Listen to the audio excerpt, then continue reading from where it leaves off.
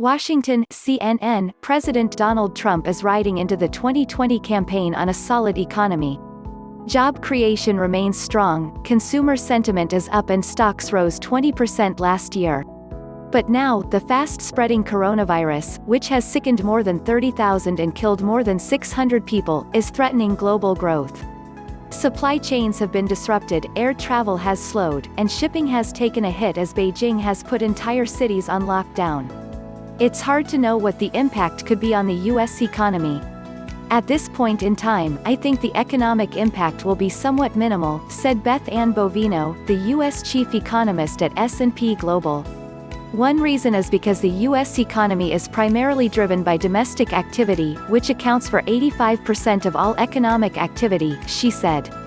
Goldman Sachs estimated it could take 0.4% off U.S. GDP through March, but the bank also forecasts a rebound in the second quarter, potentially triggering a boomlet that could help Trump just as general election voters start to tune in.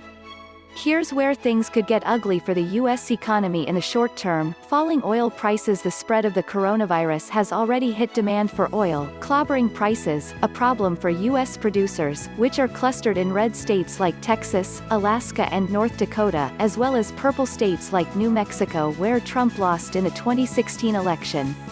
In 2019, China's oil demand made up about 14% of the world market and accounted for half of world oil demand growth, according to IHS Markit. Plus, demand for jet fuel has also taken a hit because major airlines have suspended all flights to and from mainland China. But it remains unclear if prices will remain low as the health crisis continues. OPEC could decide to cut oil production, but has yet to decide on a plan.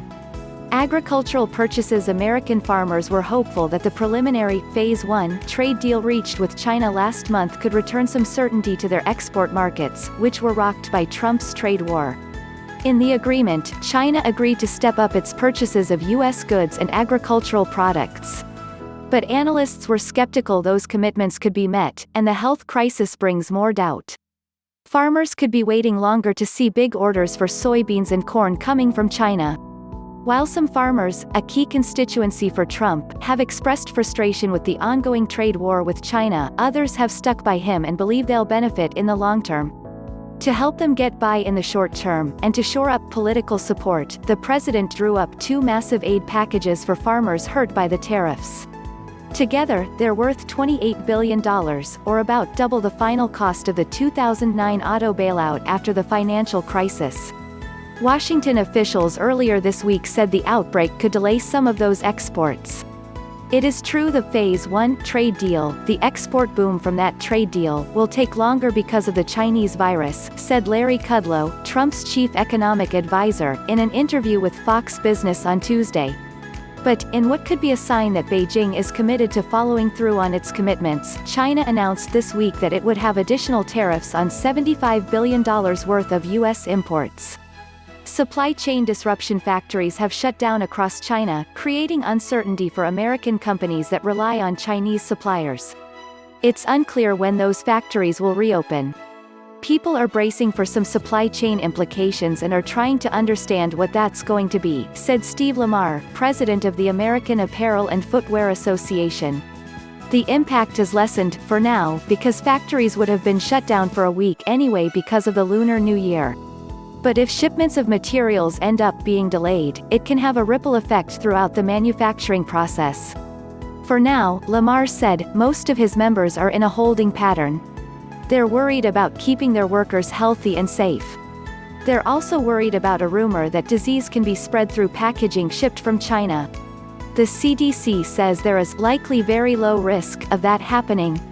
In addition to clothing and footwear, the smartphone and auto industries are heavily reliant on manufacturing in China. Qualcomm, which makes smartphone chips, has already lowered its earnings guidance for next quarter in part due to the virus outbreak in China.